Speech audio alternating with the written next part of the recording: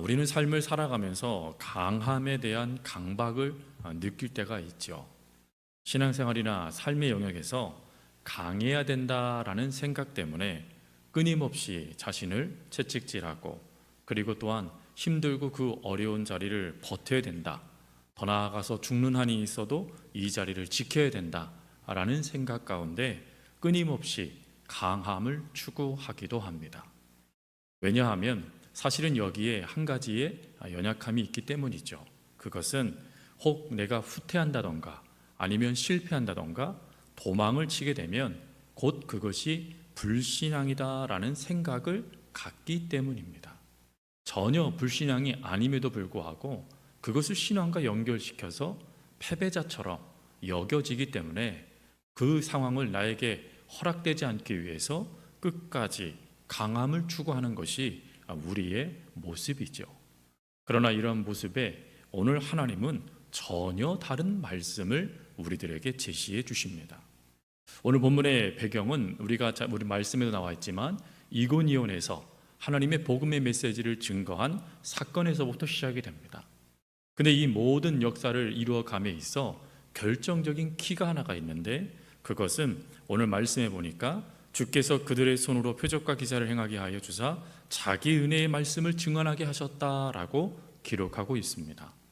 즉 이고니온에 큰 부흥의 역사가 이루어졌는데, 이 부흥의 역사는 사도 바울과 바나바의 언변, 말씀을 증거하는 탁월한 지식 전달에 있었지 않았고, 오히려 하나님께서 직접적으로 개입하셔서 은혜 가운데 하나님의 말씀이 확장되도록 하나님께서 역사하셨다라는 것입니다. 즉 이 사도 행전의 핵심이 바로 이것입니다. 사도행전의 핵심은 하나님이 사도들의 사역에 뒷받침이 되셔서 그 모든 사역을 통하여 하나님의 복음이 확장되도록 하나님이 친히 개입하시고 역사하시고 은혜를 더하셨다라는 것입니다. 이런 놀라운 은혜, 그 은혜가 가득한 이 자리에 안타깝게도 문제가 발생됩니다. 그 문제는 오늘 본문에도 나와 있지만 바로 헬라인 그리고 이방인 총독들 그리고 유대인들이 합세하여져서 이 사도들을 돌로 치려고 했던 상황이었습니다. 여러분, 이러한 상황에, 그 위기에 사도들의 선택은 무엇이었습니까? 즉 바울과 바나바는 어떤 선택을 합니까? 이것이 오늘 하나님께서 우리들에게 들려주고 싶은 메시지입니다. 그들의 선택은 하나입니다. 바로 도망을 치는 거였습니다. 여러분, 이것이 이해가 되세요? 지금 이 자리는 하나님이 개입하시는 자리입니다. 하나님이 역사하시는 자리이고, 하나님이 크게 그들의 사역을 이끄셔서 기적도 나타나고 표적도 나타나고 또 수많은 사람들이 하나님께로 돌아오는 축복의 장소예요. 비록 그곳에 어려움이 닥쳐왔어도 하나님이 역사하시니까 버텨야 된다, 그 자리를 버텨서 혹 순교하더라도 그것이 하나님의 뜻이야 라고 생각하며 그 자리에 있어야 된다라고 우리는 생각을 합니다. 그런데 오늘 사도 바울과 바나바는 그 말에 동의하지 않습니다. 그들은 어찌하냐면 도망이라는 것을 선택합니다. 그리고 그 도망의 모습에는 사실 우리가 놓치고 있는 중요한 용기의 모습이 있습니다. 즉 오늘 본문은 우리들이 사도 바울과 바나바가 이렇게 행동한 모습 속에 담아져 있는 하나님이 기뻐하시는 용기, 신앙의 용기, 그 결단은 무엇인가에 대한 중요한 답을 제공해 줍니다. 특별히 강함을 추구하는 우리들에게 있어서 이 도망이라는 것을 통해서 들려주시는 하나님의 기뻐하시는 용기에 대한 내용입니다. 먼저 그 첫 번째가 핍박의 현실 속에서 후퇴할 줄 아는 용기입니다. 여러분, 먼저 이고니온의 상황을 다시 살펴보면 하나님께서 큰 부흥을 일으켜 주십니다. 근데 그 부흥과 동시에 거센 저항이 시작되죠. 그래서 4절 말씀해 보니까 그 시내의 무리가 나뉘었다라고 기록해 놓고 있습니다. 여기서 이 나뉘다라는 이 단어는 단지 나누어지다라는 이런 의미가 아니라 찢어지다라는 의미를 담고 있습니다. 근데 이 단어가 구약 성경에는 어디에 쓰여졌냐면 이 솔로몬의 죄로 말미암아 이스라엘이 남과 북으로 나뉘어지죠. 그때 그 나뉘어지다, 찢어지다 라는 단어가 바로 오늘 여기에 쓰여져 있는 나뉘다라는 단어입니다. 근데 이 단어는 어떤 의미를 또 담고 있냐면 심각한 갈등에 직면하다라는 또 의미를 담고 있습니다. 심각한 갈등이 유발되어지고 있었다라는 것이에요. 근데 이것은 그래도 감정적인 거니까 갈등 해결해 가면 되는 것입니다. 근데 문제는 그 해결할 수 있는 그 실마리도 잡지 못한 채 오히려 더 악화되어져 버리는 상황이 발생되죠. 그게 5절입니다. 5절에 보니까 관원들과 무리가 합세하여 사도들을 모욕하고 돌로 치려고 했다라고 기록해 놓고 있는 것입니다. 여러분, 이럴 때 조금 전에 서두에도 말씀드렸듯이 이 자리는 하나님의 은혜가 역사되어지는 자리입니다. 하나님이 개입하시고 계십니다. 기적이 발생됩니다. 표적이 나타납니다. 수많은 사람들이 하나님께로 돌아옵니다. 그럼 여러분, 이런 자리에 핍박이 주어졌다라면 여러분들은 어떤 선택을 하시겠습니까? 그래도 순교 각오하고 그 자리에서 버티시겠습니까? 아니면 오늘 사도 바울과 바나바처럼 도망을 치시겠습니까? 이 도망을 치다 그러니까 뭔가 좀 실패자처럼 들리시죠? 피하시겠습니까? 아니면 버티시겠습니까? 사실 이에 대한 기준은 우리의 생각이 되지 못합니다. 왜 그러냐면 이미 우리의 생각은 나를 중심에 둡니다. 나를 중심에 뒀다는 걸 뭘 의미하죠? 내 생명을 귀하게 여긴다는 것입니다. 그러니 우리는 이런 상황이 주어지면 지레 벌써 겁을 먹고 답을 내려버려요. 그 답이 뭡니까? 도망치자 하는 답이에요. 그런데 이에 대해서 사실 예수님이 여러분들의 마음을 자유롭게 해줄 수 있는 말씀을 먼저 하셨습니다. 그 말씀이 마태복음 10장 23절 말씀이에요. 예수님께서 뭐라고 말씀하셨습니까? 이 동네에서 너희를 박해하거든 저 동네로 뭐하랍니까? 피해라 라고 말씀하세요. 이 피하다라는 단어가 원어를 보니까 도망치다라는 단어입니다. 여러분, 선택에 벌써 자유함이 있죠. 어려움이 닥쳐오고 그 정말 고통이 닥쳐올 때 버티는 것만이 능사가 아니라는 것입니다. 그러면 왜 하나님께서 이렇게 하셨을까? 아니, 왜 피하는 것이 오히려 하나님께서 기뻐하시는 용기일까? 이걸 알려면 또 엘리야를 보시면 알아요. 여러분, 엘리야가 갈멜산의 그 위대한 역사를 일으킨 다음에 그 다음에 어떤 일이 발생됩니까? 이세벨 왕후가 내일 이맘때쯤 너를 죽이겠다라는 메시지가 엘리야의 귀에 들려옵니다.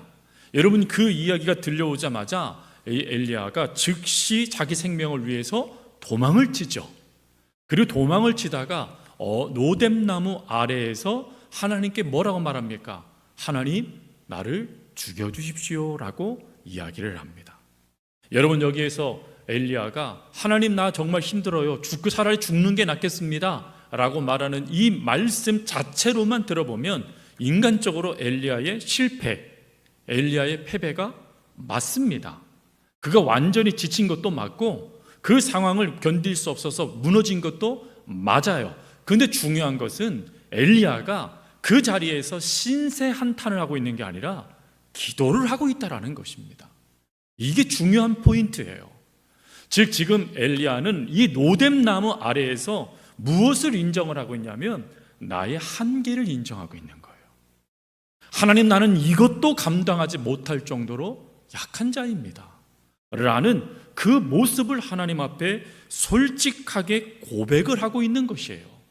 즉, 도망침으로 그의 인생이 패배자가 된 게 아니라 그 도망쳐서 로뎀나무 아래에 있는 그때의 그는 하나님께 자신의 한계를 그대로 고백하여 하나님의 도움을 요청하는 믿음을 그 자리에서 보이더라는 것입니다. 여러분, 이것을 더 확실하게 알 수 있는 게 하나님이 엘리야를 만나시잖아요. 그럴 때 엘리야에게 너의 믿음이 없느냐라고 그를 책망하지 않으십니다. 오히려 격려하세요. 오히려 힘을 주세요. 그리고 먹을 것도 주신 다음에 힘을 내서 하나님의 산 호렙산으로 부르십니다. 근데 그 부르심의 역사가요, 놀라운 것은 하루길 만에 가요. 이게 하루길 만에 갈 거리냐? 그렇지 않습니다. 이 거리가 대략 15일 정도 떨어져 있는 거리예요. 근데 그 거리를 하루길 정도로 갈 수 있는 능력도 주세요. 그런 다음에요, 무엇 하십니까? 그를 통해서 그 다음 사역자인 엘리사를 세우는 사명을 그에게 맡기십니다. 분명히 도망을 쳤잖아요. 근데 도망침으로 끝나지 않고 그 자리에서 하나님을 의지하며 내 한계를 하나님 앞에 고백을 하니까 하나님이 그 자리에서 그를 세우셔서 사명을 이끌어갈 수 있는 놀라운 역사를 더하시다라는 것입니다. 사랑하는 성도 여러분, 여기서 우리가 깨달아야 될 것이 있어요. 로뎀나무 아래에 있는 거 부끄러운 게 아니에요. 그 자리로 피하는 그 모습, 그리고 그 자리에서 하나님 앞에 울면서 도와달라고 여러분들의 한계를 인정하며 고백하는 그 모습을 하나님은 신앙의 용기, 가장 높은 추구하시는 믿음의 용기로 보신다라는 거예요. 그러니 여러분, 내가 실패하여 도망쳤듯, 내가 그 자리를 회피하여 도망치듯 하는 그것이 실패를 의미하지 않는다라는 것을 우리가 기억해야 된다는 것입니다. 그러면 여기서 두 번째로 또 우리가 살펴야 될 게 있지요. 그럼 우리가 그 자리를 벗어남으로 끝내야 되느냐? 아니죠. 여기에 두 번째의 하나님의 메시지가 있습니다. 그것은 사명적 생존과 그리고 전진하는 용기예요. 사도들이 이고니온에서 발걸음을 옮긴 이유는 사실 살기 위해서 옮긴 게 아니었습니다. 분명한 것은 그들이 그것을 알고 도망하여 그 다음에 7절이 핵심이죠. 7절에 뭐라고 고백합니까? 우리 7절 다시 한번 읽겠습니다. 시작. 거기서 복음을 전하니라. 아멘. 여러분, 사도들이 왜 도망을 쳤습니까? 왜 사도들이 그 자리에서 회피를 했지요? 결국은 하나님의 사명 때문이었다라는 거예요. 내 생명 때문이가 아니라 하나님의 뜻을 이루는 사도로서의 사명을 더 중요하게 보았다라는 것입니다. 그래서 여러분, 이 도망을 무엇이라고 표현하냐면 하나님께서 기뻐하시는 그 사명을 위하여 끊임없이 그 삶을 하나님께 드리는 전략적 이동이라고 얘기를 합니다. 즉 목적이요, 나를 위하여 내가 이 생명 불같이 하나님께 드리겠다 하는 그것도 중요하지만 더 중요한 것은 사명이라는 거예요. 내가 어떻게 하면 이 사명을 완수할 수 있을까? 이게 더 중요하다라는 것입니다. 그래서 사도 바울이 여러분 빌립보서 1장 24절에 뭐라고 고백을 합니까? 그는 이렇게 고백을 해요. 내가 육신으로 있는 것이 너희를 위하여 더 유익하니라. 사실 사도 바울은 순교 잔을 받았습니다. 근데 그 잔을 받기 전 하나님께서 그 사명을 너 이제 수고했구나 하며 그 사명을 완수했습니다. 표대를 넘어섰습니다 라는 그때가 되기 전까지 사울이 뭐라고 말을 하냐면 나는 얼마든지 내가 하나님을 위해서 순교하는 것 선택할 수 있다라는 거예요. 그러나 나는 하나님께서 나를 위하여 사도로 부르신 게 아니라 하나님을 위하여, 그리고 하나님이 맡겨진 영혼들을 위하여 사명자로 나를 부르셨으니 내가 이 사명을 감당하는 것이 죽는 것보다 더 귀한 것이다 라고 말하고 있는 것입니다. 그러나 이것을 만약에 사도 바울이 경험하고 깨닫지 못하고 그 자리에서 순교했다라면 어떻게 될까요? 여러분, 이고니온은 그곳에서 갈라디아서의 핵심이 되어지는 갈라디아 지방의 한 교회입니다. 즉 갈라디아서가 쓰여지는데 그 갈라디아서를 받아야 될 한 교회가 이고니온에 있는 교회예요. 이 교회가 사도 바울을 통해서 지금 복음의 역사를 받고 태동했습니다. 심지어 더 말씀 다음 살필 말씀에 보면 이곳에서 드디어 장로님들도 세워지게 되고 교회의 구성도 갖추게 되어져요. 근데 문제는 만약에 사도 바울이 그곳에서 순교를 했다고 생각해 보십시오. 그러면 하나님에 대한, 하나님의 위대함에 대한, 하나님의 전능함에 대한 심각한 훼손이 발생되기 시작합니다. 자기의 사도도 구원하지 못하는 그 하나님, 무능의 하나님으로 취급받을 수밖에 없게 되어져요. 그러니 그 교회 무너지는 건 당연할 것입니다. 더군다나 여러분, 그 다음에 오늘 본문에 나와 있는 두 도시가 나오죠. 루스드라와 더베. 여러분, 루스드라 그러면 이곳에서 사도 바울 다음에 위대한 사역자가 등장하게 돼요. 그게 누굽니까? 여러분, 장로의 조건, 집사의 조건, 권사의 조건 누가 얘기했습니까? 누구에게 사도 바울이 편지를 쓴 거죠? 디모데요. 디모데. 여러분, 디모데가 루스드라 출신이에요. 만약에 사도 바울이 이고니온에서 나 불같이 순교할 거야 하고 죽었으면 디모데는 누가 건져내서 사역자로 키워냅니까? 중요한 것은 디모데를 사역자로 키운 사람은 사도 바울이에요. 말씀에 훈련을 시켜서 복음이 무엇인지, 예수 그리스도가 누구신지 그거에 대해서 철저하게 교육시킨 이가 사도 바울이었습니다. 즉 사도 바울이 만약 그것에 순종했으면 오늘날 디모데는 없었다라는 것이에요. 사도 바울은 하나님의 그 놀라운 역사, 하나님은 나를 위해서 나를 이곳에 보내신 게 아니라 하나님의 사역을 위해서 성도들을 세우라고 나를 부르셨다, 이 사명을 위해서 도망, 어찌 보면 수치죠. 그것도 마다하지 않았다라는 거예요. 사랑하는 성도 여러분, 이걸 여러분들이 믿으셔야 돼요. 힘들고 어렵고 그것을 버티는 것만이 능사가 아니에요. 오히려 하나님은 여러분들을 루스드라로 보내고 싶으실 수도 있으세요. 더베로 가게 하실 수도 있으세요. 그 로뎀 나무 아래서 여러분들이 하나님께 울면서 도와주세요, 저 아무것도 할 수 없어요 라고 말하는 그 자체도 기쁘게 받아주실 수 있으세요. 그러니 그 하나님을 믿고 우리는 하나님의 그 사명, 그 사역에 반응하는 우리가 되어야 된다는 것입니다. 그래서 여러분 이걸 믿으신다면 저를 따라서 한번 고백을 해보세요. 한번 같이 고백해 보겠습니다. 저를 따라해 주세요. 나는 로마의 검투사가 아니라 복음의 증인이다. 여러분 우리 사생결단하여 칼을 들고 버티고 싸우는 검투사가 아니에요. 우리는 증인이에요.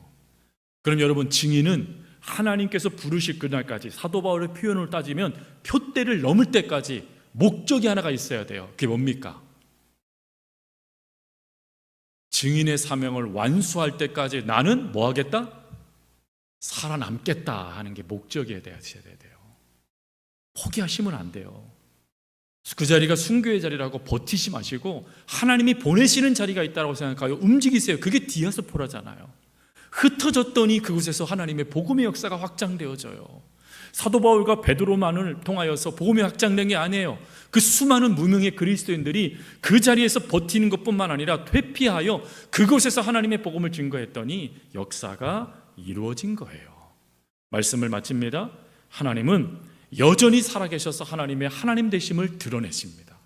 그러나 그 역사에 인간의 완악함은 끊임없이 하나님의 길을 막아설 수 있습니다. 그러나 그때 여러분 기억하실 것, 그 갈등과 박해를 피해 도망간 그 끝에 루스드라가 있을 수 있어요. 그 끝에요 더베가 있을 수 있고 그 끝에 디모데가 있을 수 있어요. 그러니 여러분들이 그 자리를 벗어남으로 멈추는 것이 아니라 먼저는 하나님 앞에 철저하게 우리의 연약함을 드러내세요. 그리고 하나님의 도움을 간청하세요. 그런 다음에 기도하셔야 돼요. 뭐라고요? 하나님, 내가 피하여 가는 그곳이 루스드라가 되게 해주세요.